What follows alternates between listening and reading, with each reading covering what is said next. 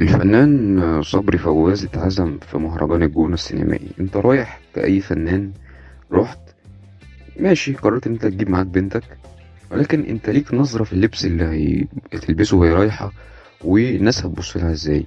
كل الناس خدت بالها من لبسها، وملفت جدا في الحقيقة. لدرجة ان هو الراجل بعد المهرجان لما توجه له اتهامات ان البنت ازاي تلبس كده، قال لك البنت دي في ثالثة اعدادي، يا مرضى يا نفسيين، يهاجم الناس وعمل مشاكل كتير. مش عارف ازاي اب ممكن ينزل بنته بالشكل ده، اصلا يعتبر مش لابسه حاجه من فوق. بتتخانقوا على الشنطة، حضرتك ما حددتش الشنطة دي ولا دي؟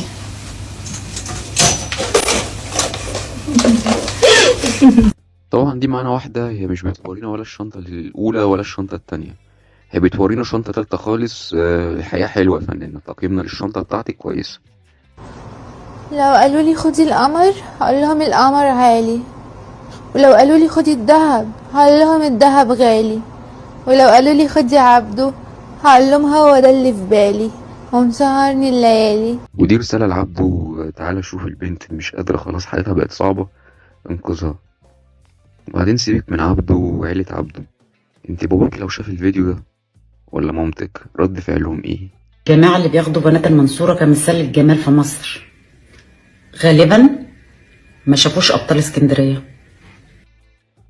حصل طبعا، بنات اسكندرية أبطال وطبعا انتي أكبر مثال للكلام ده. وهي قررت ترد باعتبار محافظة اسكندرية، وتلبس زي ما انتوا شايفين كده، وتقول إن هي بطلة من أبطال اسكندرية. ردت اعتبار المحافظة، وفعلا ادت المنصورة على عينيهم، وتحياتنا ليها طبعا.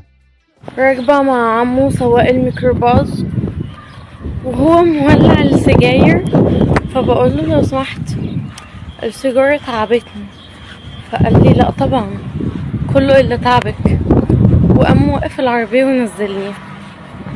والله ما عنده حق برضه، الراجل بقى خلقه ضيق. انت لسه هتقولي السيجارة ومش السيجارة، العيشة صعبة، انزلي يا ستي اجرتك وانزلي. الراجل قال لها ما مش ناقصة صداع بقى، انت لسه هتقولي السيجارة، اتكلي على الله.